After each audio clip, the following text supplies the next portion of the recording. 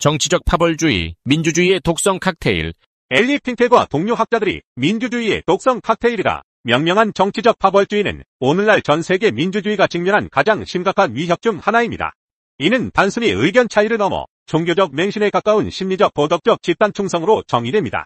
이 현상은 공동체와 국가의 안녕을 심각하게 위협하며 합리적인 대화와 문제 해결을 불가능하게 만듭니다. 우리는 지금 상대 당을 토론 상대가 아닌 공동선을 방해하는 부도덕한 무리로 재구성하는 타자화고 부도덕화라는 세계의 톱니가 맞물리는 위험한 시대를 살고 있습니다. 정치적 파벌주의의 첫 번째 단계는 타자화입니다. 이는 나와 다른 정치적 견해를 가진 사람들을 더 이상 같은 시민으로 보지 않고 마치 다른 종처럼 이질적인 존재로 인식하는 현상입니다. 1970년대만 해도 미국 민주공화 지지자들은 상대당의 평균 48의 상대적 온기를 느꼈지만 2020년대 초 그 온도는 20 아래로 곤두박질 쳤습니다. 더 충격적인 것은 이 차가움이 이제 자당에 느끼는 따뜻함을 앞질렀다는 사실입니다. 이는 내 편 사랑보다 내 편 증오가 투표 의사결정의 주된 연료가 되었음을 극명하게 보여줍니다. 정치 심리학자들은 이러한 현상을 내집단 편애와 외집단 혐오의 극단적인 형태로 설명합니다. 인간은 본능적으로 자신이 속한 집단에 더 큰 애착을 느끼고 외부 집단에 대해서는 경계심을 갖는 경향이 있습니다. 그러나 정치적 파벌주의는 이러한 자연스러운 경향을 병리적인 수준으로 증폭시켜 상대를 비인간화하고 악마화하는 데까지 이르게 합니다. 이러한 타자화는 결국 사회적 공감 능력을 마비시키고 서로를 이해하려는 최소한의 노력마저 포기하게 만듭니다. 두 번째 톱니는 거부기피입니다. 원래 정당은 다양한 이익을 조정하고 정책을 통해 사회적 합의를 이끌어내는 제도적 기구입니다. 하지만 파벌주의가 만연한 환경에서는 정당이 문화적 부족으로 변질됩니다. 사회심리 실험들은 이러한 현상을 명확히 보여줍니다. 단지 상징색이나 로고만 바꿔도 정책에 대한 지지가 뒤집히는 현상이 관찰되는 것입니다. 즉 시민들은 정책의 내용과 가치를 면밀히 검토하여 특정 당을 선택하는 것이 아니라 이미 선택한 당의 입장에 자신을 맞추며 상대 당의 주장이라면 내용과 무관하게 무조건적으로 거부하는 경향을 보이는 것입니다. 이는 확증 편향과 집단 극화 현상과 밀접하게 연결됩니다. 사람들은 자신의 기존 신념을 강화하는 정보만을 수용하려 하고 반대되는 정보는 적극적으로 회피하거나 왜곡하여 해석합니다. 그리고 비슷한 생각을 가진 사람들끼리 모이면 원래 가지고 있던 견해가 더욱 극단적으로 치우치는 경향을 보입니다. 이러한 심리적 기제가 작동하면서 정당은 단순히 정책 플랫폼이 아니라 소속감과 정체성을 제공하는 강력한 사회 집단으로 기능하게 됩니다. 그리고 이러한 집단 내에서는 상대당에 대한 감정적 반감이 합리적인 판단을 대체하고 심지어는 규범처럼 작용하게 됩니다. 세 번째이자 가장 위험한 톱니는 도덕화입니다. 정치적 도덕적 선악 구도가 굳어지면 정책 협상은 더 이상 타협으로 간주되지 않고 마치 영혼의 양보처럼 해석됩니다. 핑켈 연구팀은 바로 이 지점에서 정치가 종교화된다고 지적합니다. 상대를 악으로 규정하는 순간 논리적이고 합리적인 논의는 설 자리를 잃습니다. 상대를 악마화할수록 자신의 패배는 단순히 선거에서의 패배가 아니라 존재론적 위기로 체감되며 그에 대한 승리에는 무제한의 수단이 정당화됩니다. 이는 폭력과 불법적인 행위마저도 대의를 위한 정당한 수단으로 둔갑시키는 위험한 사고방식으로 이어질 수 있습니다. 이러한 도덕화 현상은 과거 종교전쟁에서 나타났던 광신적인 태도와 유사합니다. 상대방을 절대적인 악으로 규정함으로써 그들에 대한 모든 형태의 적대적 행위가 정당화되고 심지어는 성전처럼 신성시되기까지 합니다. 민주주의 사회에서 절대선과 절대악의 이분법적 사고가 지배하게 되면 민주주의의 핵심 가치인 다원주의와 관용은 설 자리를 잃게 됩니다. 정치적 파벌주의의 또 다른 무서운 측면은 사실을 몰라서가 아니라 틀린 그림을 확신한다는 점입니다. 더글러스 엘러와 가우라브 수드의 대표 연구 더 파티즈인 아워 해지에 따르면 공화당원들은 민주당 지지자의 32%가 성소수자라 추정했지만 실제 비율은 6%에 불과했습니다. 마찬가지로 민주당원들은 공화당 지지자의 38%가 연소득 25만 달러 이상이라 여겼으나 실제치는 2%에 불과했습니다.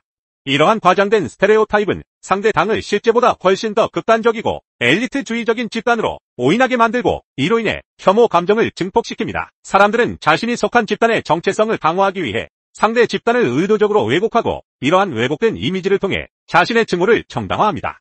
프레임 이론에 따르면 미디어나 정치인들이 제시하는 특정 프레임은 사람들의 인식을 형성하고 이러한 인식은 다시 행동으로 이어집니다. 상대방에 대한 허상에 기반한 증오는 현실적인 문제 해결을 더욱 어렵게 만듭니다. 이러한 파벌주의의 확산에는 현대 미디어 구조가 큰 영향을 미칩니다. 학자들은 여러 가지 원인을 지적합니다. 첫째, 선택적 노출입니다. 사람들은 자신의 취향과 정치적 성향에 맞는 채널만 소비하며 자신과 다른 의견은 아예 접하려 하지 않습니다. 이는 필터 버블과 에코 챔버를 형성하여 개인의 시야를 좁히고 극단적인 견해에 더욱 몰입하게 만듭니다. 둘째, 클릭을 노리는 자극적이고 편향된 미디어의 역할입니다. 뉴스 매체들은 더 많은 클릭과 트래픽을 얻기 위해 자극적이고 극단적인 헤드라인을 사용하며 이는 특정 정치 진영에 대한 부정적인 감정을 부추깁니다. 셋째, 증오 콘텐츠에 보상을 주는 소셜미디어 알고리즘입니다. 소셜미디어 플랫폼의 알고리즘은 사용자의 관심사를 기반으로 콘텐츠를 추천하는데 이는 종종 분노와 증오를 유발하는 극단적인 콘텐츠를 사용자에게 더 많이 노출시킵니다. 넷째, 파벌주의를 선거 전략으로 활용하는 정치인들입니다. 정치인들은 상대 진영에 대한 혐오를 부추겨 자신의 지지층을 결집하고 투표율을 높이는 전략을 사용하기도 합니다. 마지막으로 사회 경제적 양극화입니다. 빈부격차와 계층 간 갈등이 심화되면서 사람들은 특정 정치 진영에 대한 불만과 분노를 표출하기 쉽습니다. 결과적으로 이러한 미디어 환경은 사실 확인보다 우리 진영의 분노가 더 멀리 퍼지고 러시아 등 외부 세력의 정보 공작도 훨씬 손쉽게 먹혀드는 환경을 조성합니다.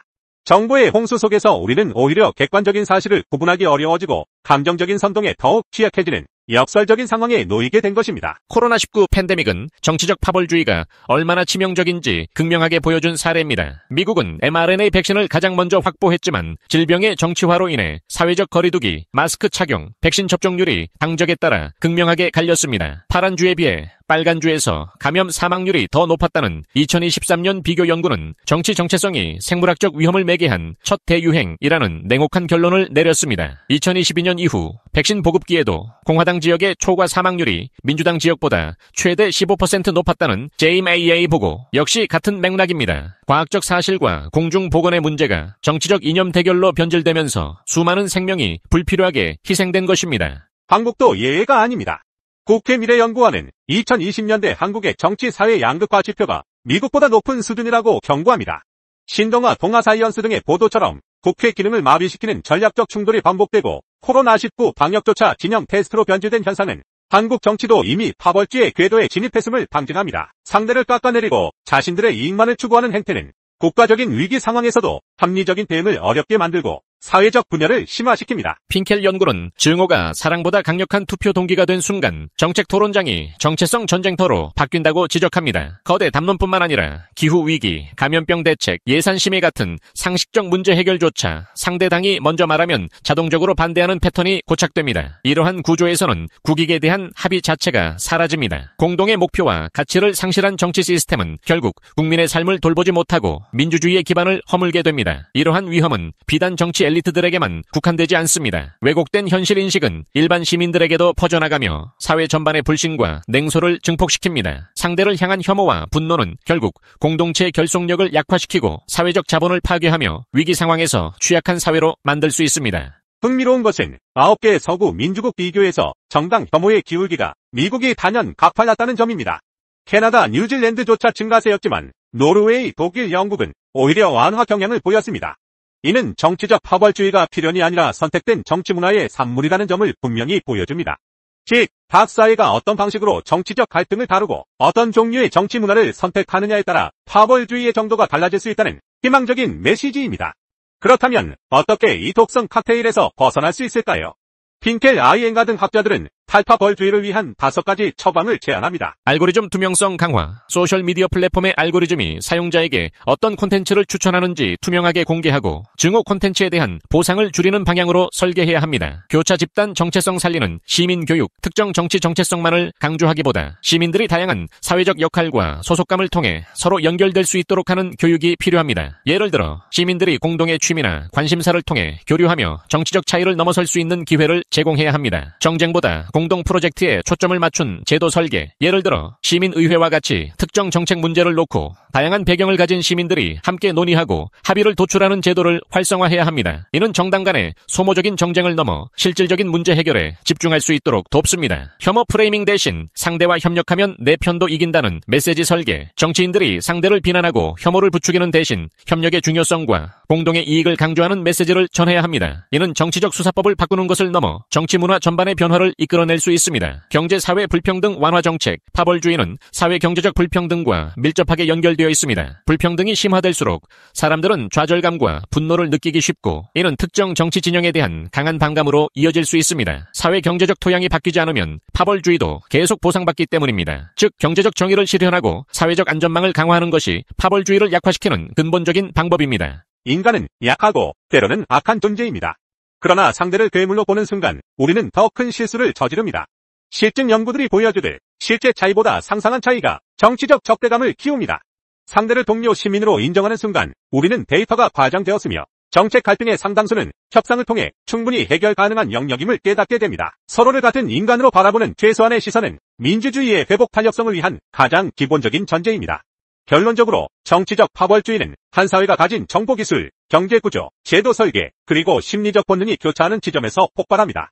미국에서 확인된 교훈은 정당은 필요하지만 정당 숭배는 치명적이라는 사실입니다. 한국을 포함해 점점 더 많은 나라가 이 위험한 교차로에 서 있습니다. 분열을 완전히 지우는 것은 불가능하더라도 분열을 관리하는 제도와 문화적 백신을 접종할 수 있다면 민주주의는 여전히 회복 탄력성을 가질 수 있습니다. 바로 그 실험이 2025년을 사는 우리 모두 앞에 놓여 있습니다. 우리는 이 도전에 기꺼이 맞서야 하며 상대를 증오하는 것이 아니라 이해하려는 노력에서부터 민주주의의 미래를 다시 써나가야 할 것입니다.